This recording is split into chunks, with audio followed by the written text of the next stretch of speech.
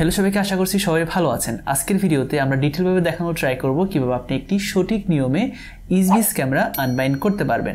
আপনার ক্যামেরা যদি এই ধরনের সমস্যা দিয়ে থাকে তাহলে আপনি খুব সহজে এই সমস্যাটির সমাধান করতে পারবেন। এই সমস্যাটি কিভাবে আপনি সমাধান করতে পারবেন সেটা যদি আপনার জানতে হয় তাহলে অবশ্যই ভিডিওটি শুরু থেকে শেষ পর্যন্ত কন্টিনিউ করতে হবে। আসসালামু আলাইকুম, আমি এসি জোনায়েত আপনাদের সঙ্গে, আর আপনারা দেখছেন ডাটা অ্যাক্টিভ এলইডি। তাহলে শুরু করা যাক আজকের ভিডিওটি। আর হ্যাঁ, যাওয়ার আগে বলে যাচ্ছি, আপনি যদি এখনো চ্যানেলটি সাবস্ক্রাইব করে না থাকেন, এখনই চ্যানেলটি সাবস্ক্রাইব করে পাশে থাকা বেল আইকনটি বাজিয়ে দিয়ে আমাদের সঙ্গেই থাকবেন। সো শুরু করা যাক।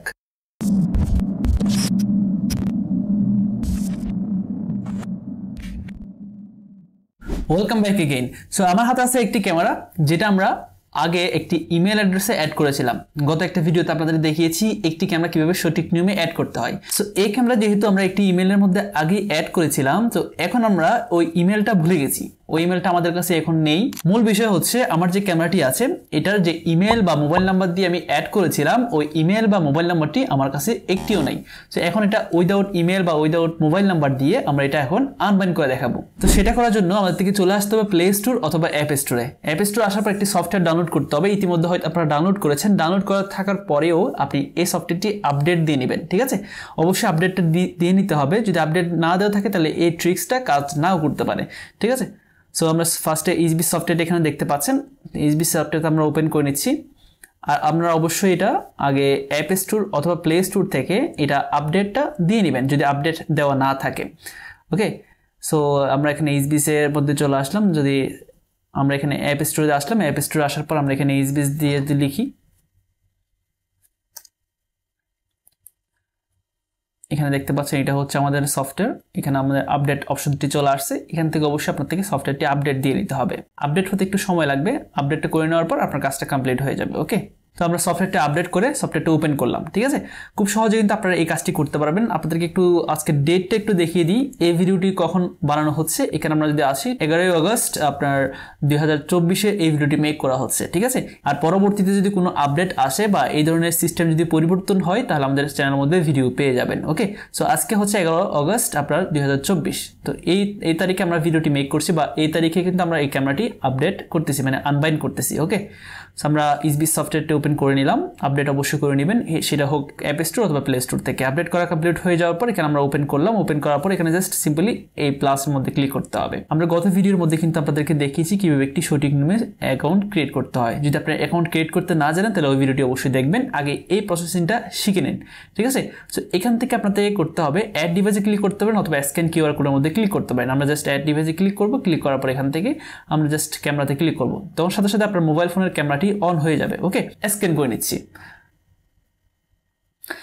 ক্যামেরাটি স্ক্যান হয়ে গেছে। স্ক্যান হওয়ার পর এখানে আমাদের সিরিয়াল নম্বরটি দেখা যাচ্ছে। এখানে দেখতে পাচ্ছেন সিরিয়াল নম্বরটি, এবং এখানে দেখা যাচ্ছে একটি ইমেইলের মধ্যে ক্যামেরাটি অ্যাড করা আছে, এবং নিচে দেখতে পাচ্ছেন অ্যাপ্লাই ফর আনবাইন্ডিং যে অপশনটি আছে এটা কিন্তু এনেবল দেখা যাচ্ছে। আপনার ক্ষেত্রে যদি এই অপশনটি চলে আসে ইতিমধ্যেই তাহলে আপনার কোনো প্রবলেম নেই, খুব ইজিলি কিন্তু এই আনবাইন্ডটা করে ফেলতে পারবেন। আর আপনার এখানে যদি এই আনবাইন্ডটা না আসে তাহলে অবশ্যই সফটওয়্যারটি আপডেট করে নেবেন। ওকে, আমরা সফটওয়্যারটি আপডেট তো করে ফেলেছি, যে কারণে আমাদের এখানে আনবাইন্ড অপশনটি আসলো। তো সিম্পলি এখান থেকে করতে হবে আপনার অ্যাপ্লাই ফর আনবাইন্ড এই অপশনটি ক্লিক করতে হবে।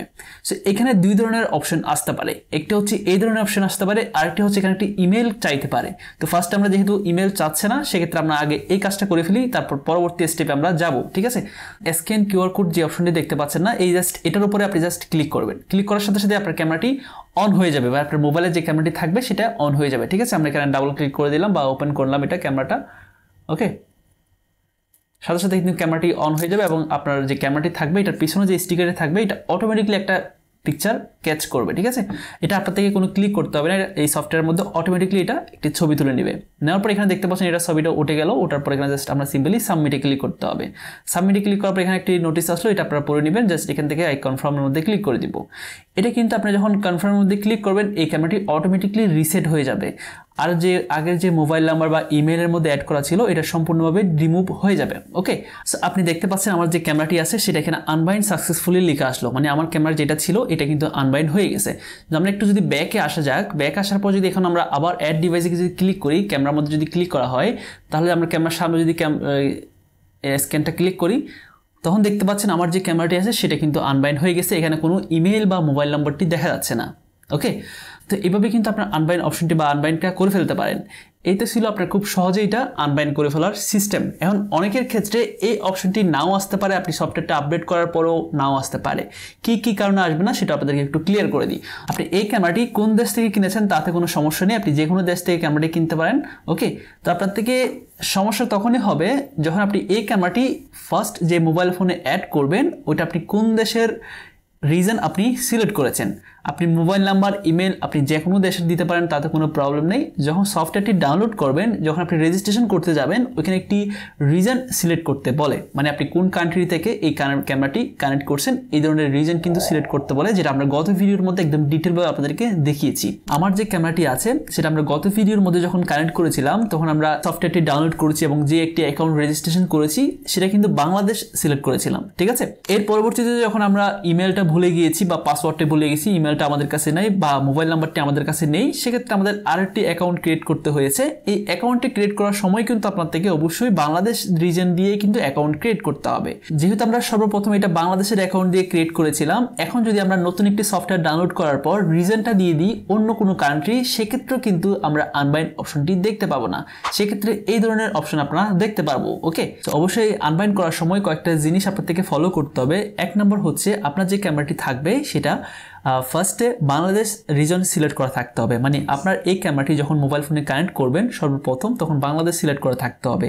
যখন আপনি ওই ইমেল বা মোবাইল নম্বরটি ভুলে যাবেন তখন আপনি আরও একটি ইমেল দিয়ে বা আরেকটি মোবাইল নাম্বার দিয়ে যখন একটি অ্যাকাউন্ট ক্রিয়েট করবেন তখনই কিন্তু অবশ্যই রিজনটা দিতে হবে বাংলাদেশ।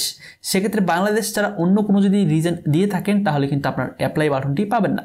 এখন হতে পারে আপনার যে সফটওয়্যারটি ইনস্টল করার পর বা রেজিস্ট্রেশন যখন আপনি করতে যাচ্ছেন তখন আপনি এখানে আপনার রিজনের জায়গায় বাংলাদেশ না দিয়ে আপনি মিডল ইস্টের একটি দেশ সিলেক্ট করে দিয়েছেন বা মিডল ইস্ট থেকে আপনি এই ক্যামেরাটি অ্যাড করতেছেন। সেক্ষেত্রে কিন্তু আপনার এই ধরনের সমস্যার সম্মুখীন আপনি হবেন। অ্যাপ্লাই বাটনটি আসবে কিন্তু আপনি যখন অ্যাপ্লাই বাটনে ক্লিক করবেন এখানে আপনার ইমেল অথবা মোবাইল নাম্বারটি দিতে হবে, কারণ ইসবিস যে ক্যামেরাটি আছে সেটা সিকিউরিটি মেনটেনের জন্য বিভিন্ন দেশের বিভিন্ন রকম গাইডলাইন ব্যবহার করতে হয়। বাংলাদেশের জন্য এক ধরনের গাইডলাইন ব্যবহার করা হয় এবং মিডল ইস্টের জন্য এক ধরনের গাইডলাইন ব্যবহার করা হয়।